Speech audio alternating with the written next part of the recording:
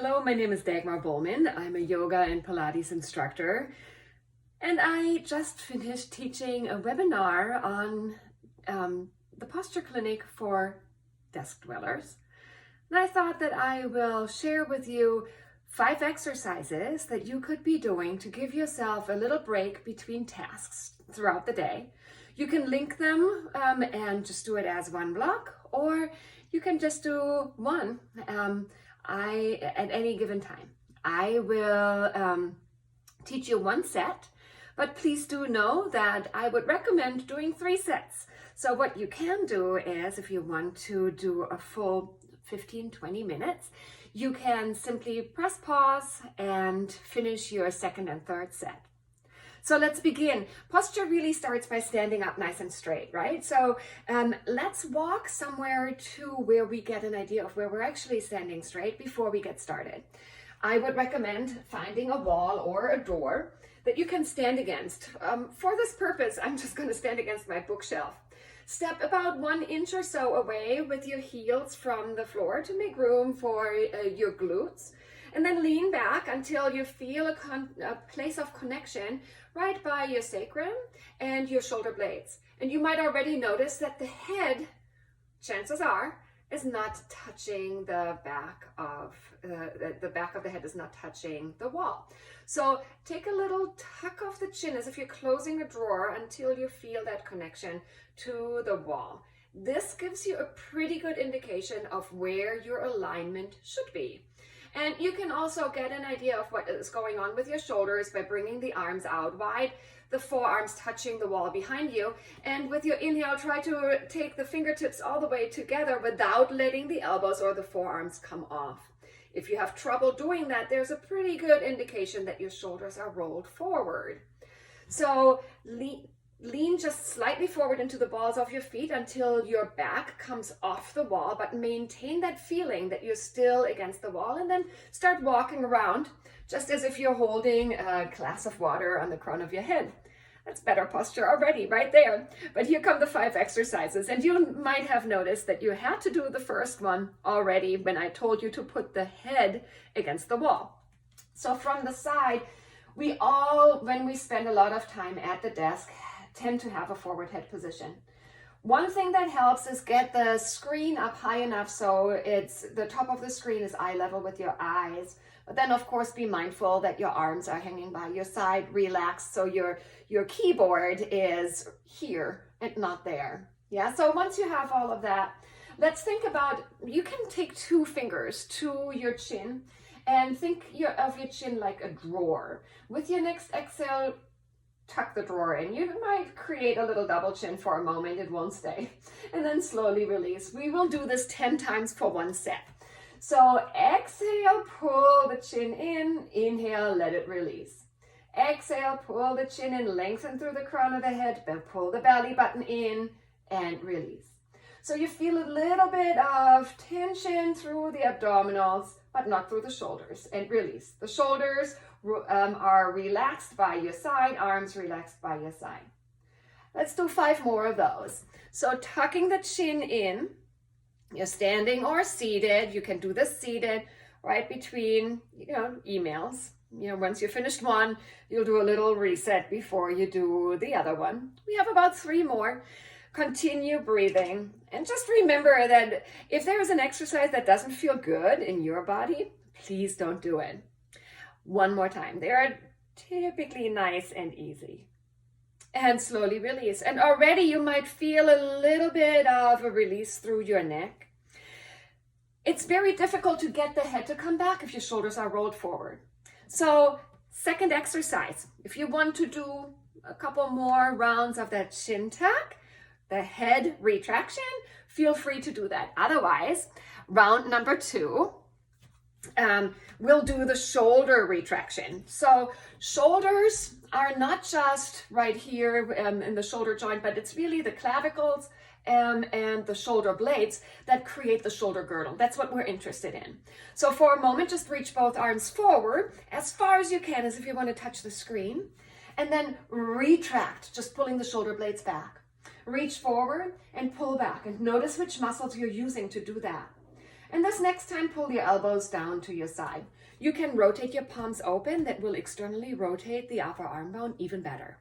Now, as if you're holding on to a rubber band, pull that band apart. The elbows stay by your side. Hold this position for 10 seconds. That's about 2 big breaths. Inhale through your nose. Exhale out through pursed lips. And then release. Roll your shoulders down and back. Let's do that again. Arms start from that 90-degree angle, palms open. Pretend you're holding on to a thick rope and you want to pull it apart. Squeeze shoulder blades. As you're holding the shoulder blades in this position, the breath continues. Inhaling through your nose one more time. Exhaling through pursed lips. What that does is it lets you enter into your rest and digest system. And release. One set is 5 of these repetitions, so we have 3 more. Bend your elbows, open up and hold. Take 2 breaths. So together, inhale through your nose, exhale through pursed lips, belly button pulls in. One more breath, and big exhale, and release. Roll your shoulders out in between, that's fine. 2 more. Elbows 90 degrees. Pull apart, squeeze shoulder blades. If you're not sure whether you have it, you can extend your arms out to the side and pull them back just slightly behind your midline. Remember exercise number 1? Tuck the chin. And release. We have 1 more. Bend your elbows. Pull that rubber tube apart. Squeeze the shoulder blades together. Pull down from your armpit chest area so you stay nice and long through your neck. Slight tucking of the chin, belly button pulls in. It seems like you're doing nothing, and yet you're doing everything. And slowly release. Roll your shoulders out. So this was the second exercise. The first one, remember, was the chin tuck. The second one was the shoulder retraction. Now we're targeting the front of the shoulder with a little doorway chest stretch. You could tell yourself, I'm going to do that every time that I'm leaving the room to go somewhere. I'm just going to pause and I'm just going to show you 1 on each side, yeah? But you can repeat it 3 times on each side. So you set up your elbow, it can be on the wall as well, but doorways work really well. So elbow slightly lower than the shoulder. That's the most important part. Then you walk your feet away until you come to that natural stopping place. Remember to keep the chin pulled in, shoulder blade pulls towards the spine, and then take your eye gaze all the way into the far corner, far, far away. So you're even stretching your eyes, which can get quite fatigued when they're always looking at the same screen distance. Take 1 more breath here. We stay here a little bit longer, so 20 seconds or so. And then slowly release, walking back. Let that arm drop, and before you go over to the other side, oh look, there's a little kitty. Before you go over to the other side, just check in with your shoulders. See which one feels different. Then let's go to the other side. So same thing, remember the setup. The elbow is slightly below the shoulder. You're pressing your forearm into your surface, and then you walk away from it, and finally, with the chin tucked, the belly button pulled in, and both feet evenly weighted, you take your eye gaze all the way away.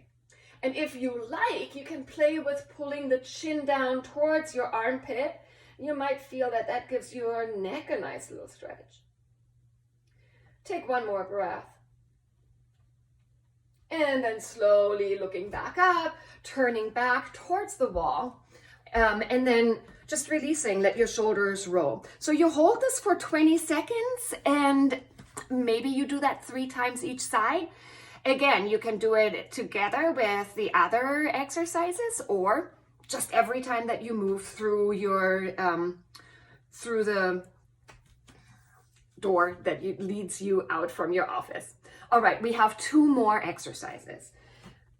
We are now addressing the hips. So we're moving from the top down. If your hips are always forward and your shoulders are forward and your head is forward, this gets quite tight. So it's super important to stand up tall. And somebody had asked me, are standing desks great? Yes, they are. If you alternate seated and standing.